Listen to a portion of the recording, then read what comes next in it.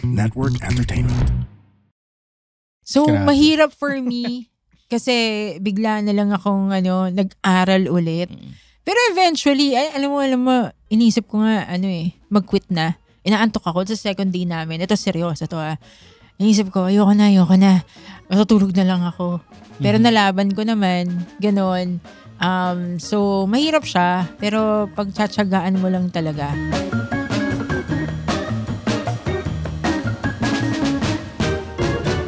Mga Immortal, welcome to the Underpaid Podcast. I'm your host, Stanley Chi. Ito ang podcast na pro-employee para sa mga Immortal wherein we talk about work-related topics in a light manner na parang nagkukwentuhan lang tayo sa pantry. This is the podcast for the working class and papakilala ko yung mga kasama ko. Siyempre, unang-una sa lahat, ang career coach. Yon! Boomer! What did you do? Ito. Talent acquisition leader. Uy, laway mo, tumatalsik. Talent acquisition leader. And kaka-promote lang, kakalagay lang sa pangalan niya. Anong kaka-promote? Kakalagay lang, kaka-certify. Yun! Kanyang pangalan. Certified. Meron na siyang 4 letters sa dulo ng kanyang pangalan. Pakilala po natin, Zar de los Reyes, CRSP. Diba? CSRP. Ayan CRSP. Ayun. Diba? Congratulations. Sarina Katrina. Yan. Hi, Kat. Ay, hindi. Baka malito sila doon sa apelido. Di po siya yung sa Guevaras. Oo. Guevara yung yung Zar de los married Reyes. name ko. Ang talent acquisition leader na pinaka-joker dito sa barkada natin. Tell us a joke, Zar. Na-miss nila yung joke. Papakilala ko muna kayo. Ay, sorry. Siyempre, ang ating pod manager. Yun, no? Jasper Manalang. Splaka Boomer! Sino nagsasabi nun? Si Andre. Si Andre din. At ang mayor ng TPN na junior pod producer. Ayun, no? Jeff Nunez. Wakididoo! Parang hindi bagay yung junior. Parang hindi naman mukhang junior. So, senior, ganun. Baka producer na lang. Producer Ayan, na. pod producer. Yung mga happy hour homies natin. Kasama natin ngayon sa episode na to. Like and subscribe to the Underpaid Podcast. Hello? Sa Spotify. May YouTube tayo sa The Pod Network Entertainment. Yes. Mag-subscribe kayo para makita nyo kung ano mga itsura namin. Kung ano mga suit namin. Yun, Dahil no? mga napaka-ma-influensya kaming tao. So, ano mapapala ako pag nanood ako? Ay, makikita mo kung ano yung mga suit namin. Ma-inspire ba ako? Ma-inspire ka Oo sa naman. the hottest man of TPN na nasa harap ko yun. right now, nakatabi ni Zar, si Jeff Yan. Nunez. Sobrang diba? hot na sunburn. Oo. Sunburned ka ba? Hindi. Hindi, seryoso ako. Nasa social media Organic rin. yan. Nasa social media rin ng Underpaid. Meron tayong Facebook, Yes. Instagram, Discord group. Lahat na. May Facebook group din tayo. At syempre, follow Suplado Motors on social media sa lahat. TikTok, Facebook, all Instagram, social media YouTube. platforms. Yan, kami ni Zar, yan. Meron din siyang social media. Hanapin nyo na lang. May Other Office, PH. Yes, and then LinkedIn. Oo. Palagi ako LinkedIn. nagpo-post. Actually, mas active pa nga ako sa LinkedIn. Oo. Ako at Stanley Chi and marami tayong pag-uusapan ngayon dahil para sa mga immortal na nakikinig, continuous learning is a must para umasenso, umangat sa buhay at hindi kayo mawalan ng trabaho. Yun. Diba? Tayo, Zar, syempre, mas matanda tayo kay Jasper. Ako lang. Diba? Ito, Okay, Jasper, mas matanda tayo dyan. medyo ka-age rin natin. Ito si Jeff kasi, no, 28 lang, oh. marami nang pinagdaanan sa buhay itong si Jeff. At continuous learning tayo makakapag-explain niya na kung bakit kailangan natin to at kailangan ng mga immortal. Ako magbibigay ng isang reason. Ayan. Sige. Unang-una, syempre matagal na tayong graduate. Yung pinag-aralan mo sa college, after 10-15 years, medyo luma na. Kala ko obsolete na eh. Hindi, kung kailangan, out. for example, anong Photoshop ang ginagamit ninyo nung nag-aaral kayo? Gumagamit ka ba ng Photoshop? Anong Hindi. Photoshop ang uso nun? Hindi. Oh. O, ikaw na lang Picnic. mag-share. Oh. Alam mo yung picnic? Hindi ko alam yun eh. Nako. Chichiryan, di ba? Picnic, di ba? Chichiryan eh. So, yung Photoshop version ng Yung sinasabi mo. kunyari, Photoshop, parang maabot pa ako Photoshop 9. Mga ganun, di ba? ganon. Parang ano eh. Hindi ko Ano alam, ba ngayon? CS ata yun eh. 20, ano na. O, di ba? Photoshop CC 2024. Oh, Photoshop. Mm. Mga, ano yung tawag doon sa Photoshop? May Photoshop 7, 8, 9 ba? Na, Hanggang 11 na alam mo. Yun, oh. Nung nagtatrabaho ko, yun ang ginagamit namin. And we're using Macromedia Freehand. Mm-mm. Nung nagtatrabaho ko ng early 2000 na. So, luma na yung Yung Macromedia Freehand, binili ng Adobe. Naging Adobe Illustrator na. Oh. Yun. Dati kasi iba pa yung Illustrator, iba yung Macromedia Freehand. So, I have to learn yung mga commands dun sa Illustrator. Oo. Kaya kailangan continuous learning. Kasi kung hindi ako nag-evolve dun sa pagpo-Photoshop, pag-Illustrator, di ba? Mapag-iiwanan din ako. And ngayon, nagkaroon ng Canva. Di ba? Mas madali na mag-layout ngayon. Yes. So, kung ano yung natutunan mo sa Photoshop, parang iba na. Versus dun sa Canva, meron na yung remove background, di ba? Kailangan mo magbayad Actually, nun. easier. Oo, mas Easier madali. siya. Oo. So, yun ang isang example ko. Kayo, Oo. ikaw, Zar. Ako nakatulong siya because merong mga, kasi yung recruiting na alam ko, hindi ko naman inaral yan eh. Like, mostly mentorship. So, nagkaroon ng structure yung learning ko. At saka, also, nag-share sila ng mga things na hindi ko naman alam or hindi ko kabisado. At saka, hindi lang yan certification ko Meron pa akong isa. ilabas natin. Oo. Meron pa akong isa, pero hindi pa siya final. So, technical recruiter certification siya. Meron pa akong isa pa na binayaran na $1,000 Sheesh. Wow! Uy. Oy, pero yung $1,000 na yun, internet recruiter God damn. yun. Sabi ko nga sa'yo, kapag napasa ko yung certification na yun, pupunta akong Hong Kong, ganun kahirap. 300 plus pages na yung handout nila. Grabe. Di tayo Pupunta kasama. kami. Oo. Pupunta kami. Grabe. Oh, hindi. Ay, Ako pala lang, kami. ako Ay, lang. siya lang. Nagtitipid ako kaya Hong Kong. Alam mo kasi pagka pupunta tayo ng Hong Kong, one way lang yung sa ating tatlo. Hindi na tayo Tayo babalik. makakabalik. So, anong gagawin mo doon, Stanley? Doon na kami pa-podcast. Sa kalsada doon. Bagay si Stanley doon sa Hong Kong. Pwede. Hong Kong. Magbibenta ka ng siopaw. Di ba nagbibenta ka ng siopaw dati? Dati, hanapin ko lang si Jackie Chan dun sa Hong Kong. Makikita mo si Stanley nagbibenta ng mga siopaw niya. Kasi dati di ba nagbibenta ka ng vegetarian Vegan siopaw? siopaw. Vegan Dati, siopaw. Ngayon, Hindi na. Hindi na. bakit? Kasi yung kinikita ko rin, pinangkakain ko lang. Lugi pa ako eh. So, pwede siyang maghanap ng yan yung upskill ni Pwede, Stanley. pwede. Oo. Yung mga siopaw-siopaw niya. Pero yun nga, nakatulong siya sa work ko ngayon. So, parang nagkaroon ako commitment to enhance my recruiting skills. Hey, it's Nikki Porter, and I'd like to invite you to catch the episodes of Nuggets of Nikki, a podcast where I share bite-sized insights as a relationship coach. Because, in case you haven't noticed, healthy relationships these days seem very hard to come by. Everyone seems to be dealing with their own ish, right? They don't want to commit when they deep down want a relationship. They want to connect with their partner, but they ignore them instead. They know that something's bothering them, but they don't tell their partner, so they resent them over time. You know, the usual stuff. Through each episode, we'll work through all the different variables at play that might be keeping you from becoming an empathic partner by first figuring out how you can be a worthy partner for yourself. If this sounds like your type of podcast, be sure to give Nuggets of Nikki a follow. Then let's get to it. Sige, Tito Jeff, ikaw. Kung hindi ka nag-aral kung paano maging pod producer, tingin mo mapopromote ka o hindi? Actually, di ko rin siya pinag-aralan. I mean, Tinuruan ka na lang. Parang more on tinuruan. mentorship. Ano, napilitan ka, ganon? hindi naman. Hindi, para sa akin, parang additional skill. Mm. Parang, di ba? Para lang at least makaangat din sa buhay. So, I parang mean, upskill. Upskill. Upskill. Pero ito, tumas ba sweldo mo? Yung totoo.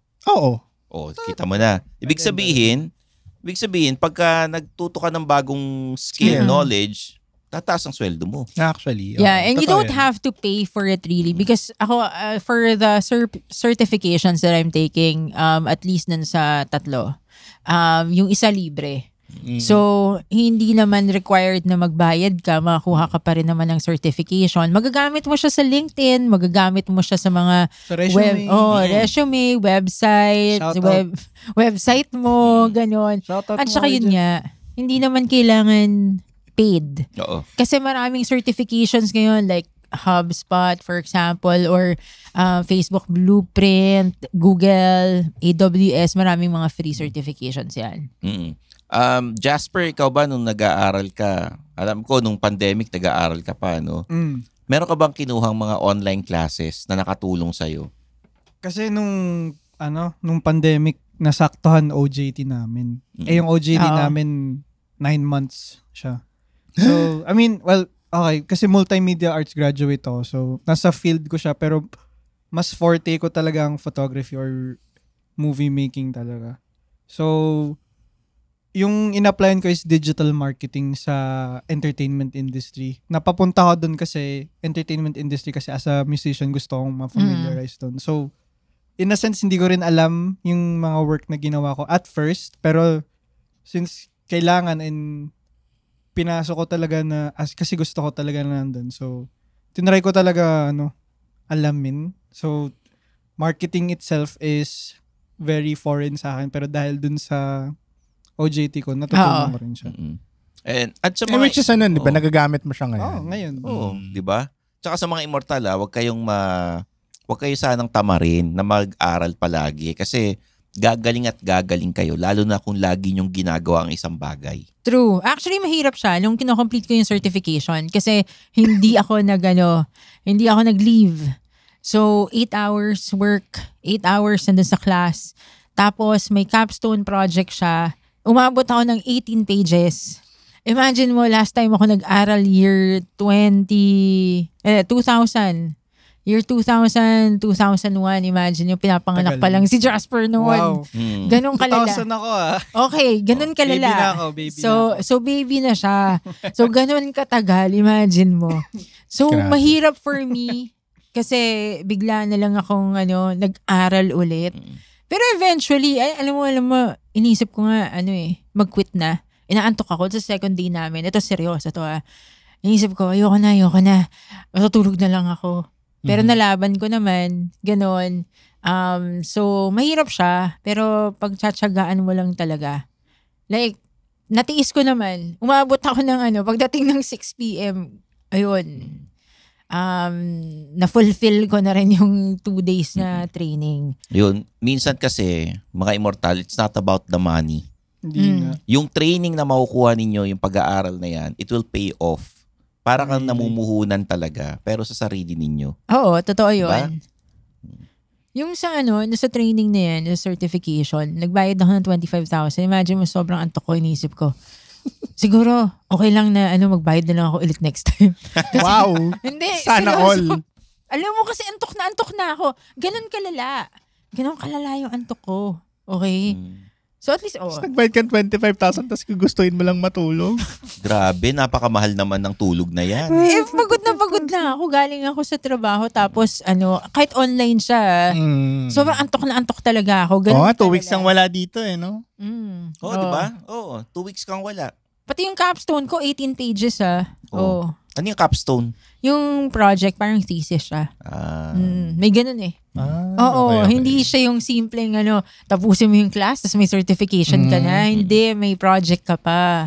Wow. Tsaka ito, kung ano yung pinag-aralan mo sa college, malamang after 10, 15 years or minsan Outdated after na 5 siya. years pa nga iba na yung trabaho na ginagawa mo. Actually. 'Di ba? Kasi hindi naman lahat ng, kunyari, example engineer, tapos may negosyo kayo, nag-take over ka ng negosyo nyo, hindi ka na engineer niyan sa Oo. At saka di ba sinabi ni Lawrence na gusto niya mag-take ng master plumber?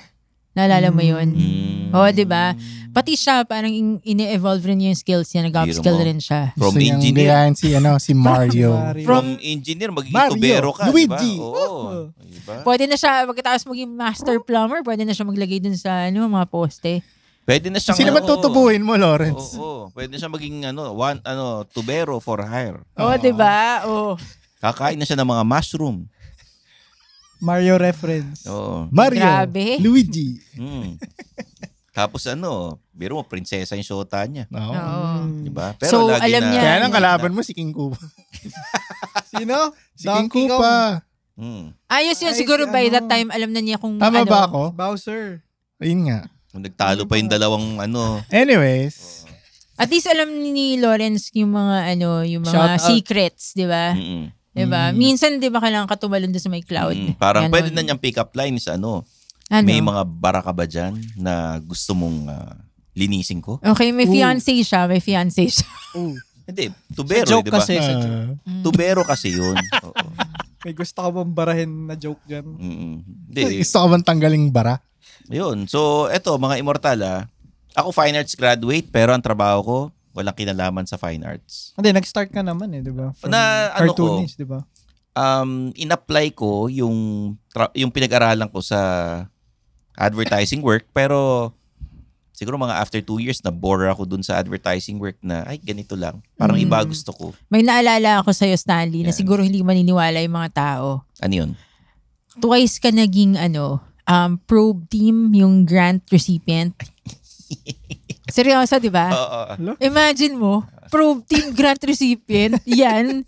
Probe Media Foundation. Okay. Oo. Probe Yung may me. kay Lucci Cruz ba? Oo, yung Sila, seryosong Cheche, yung Lazaro. seryosong Cheche, Lazaro. broadcasting, ganyan. Kalahin mo yun? Kalain mo. Ngayon, pogi ka na lang ngayon eh. Hindi, yun naman, you have to submit your proposal, story proposal. Mga pinag-uusapan namin seryoso about tobacco tax, about trans fat, di ba? So ako naman, ang ginawa ko is to make it palatable or mas madaling maintindihan ng masa. Yun, yung mga videos na ginawa ko dyan.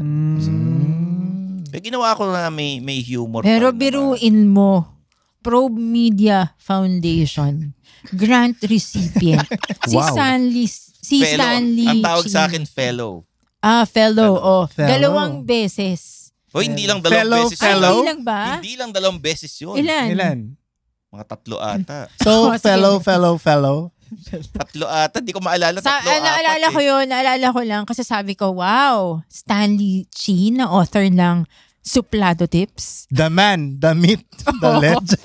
Imagine mo. Ano yan? Humor with Humor, sex sex appeal. appeal. Damn. So, imagine Senpai ng mo. turbuhan.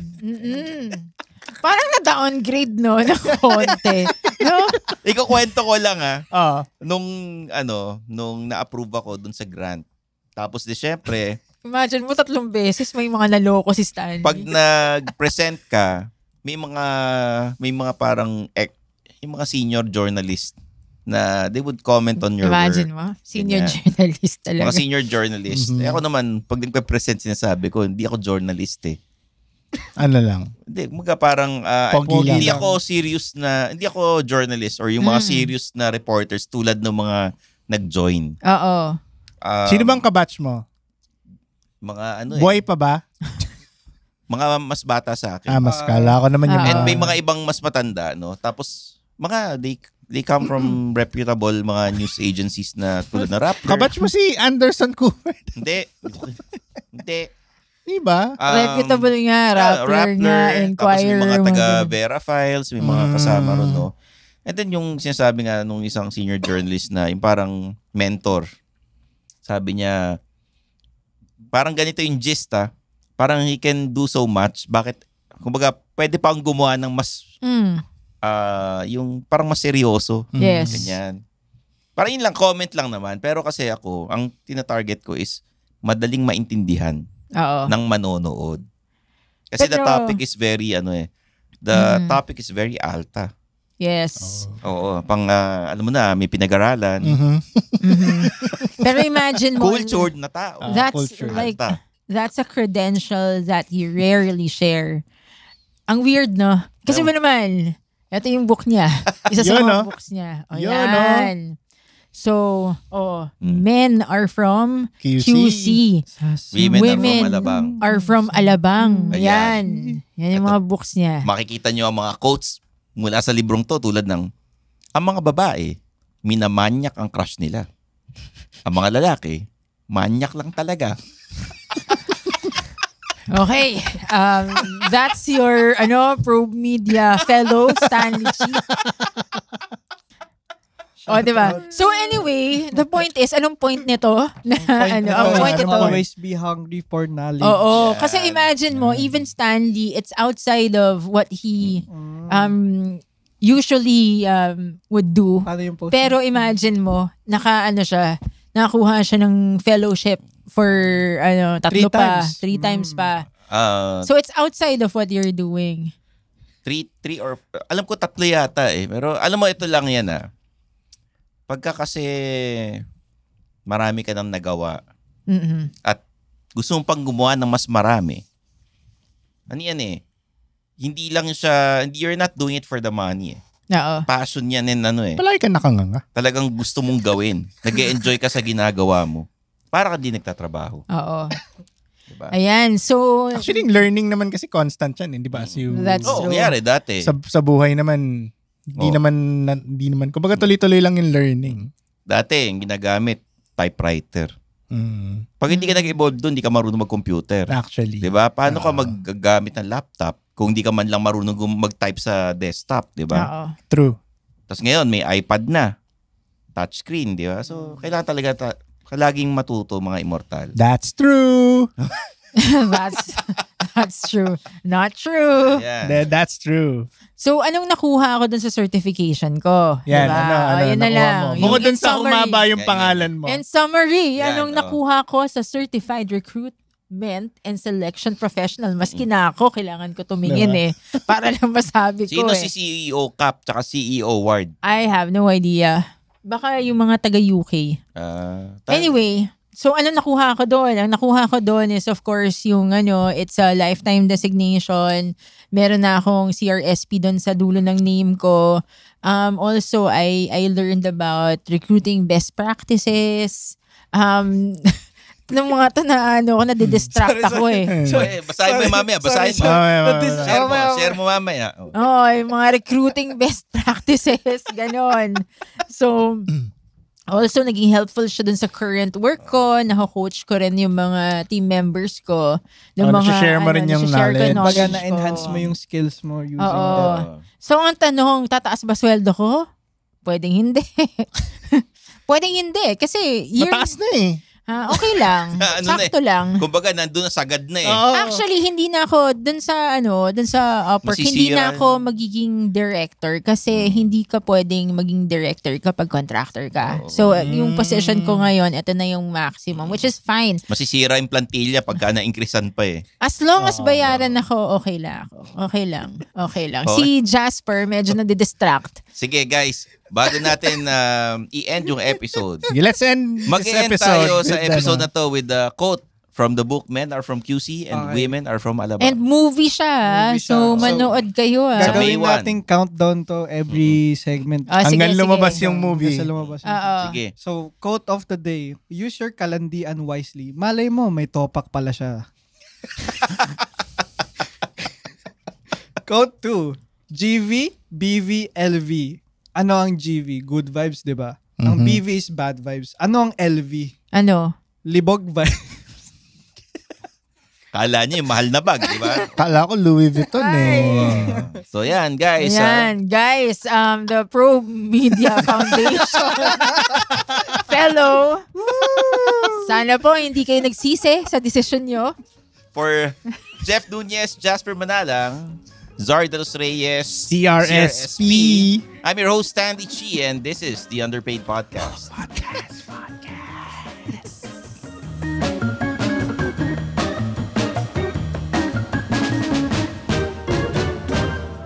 The opinions of podcast creators, hosts, and guests are not necessarily reflective of the official stance of the Pod Network Entertainment, its hosts, or other network programs. The content created by the people behind the podcast is personal and not meant to harm any religion, ethnicity, group, organization, company, or individual.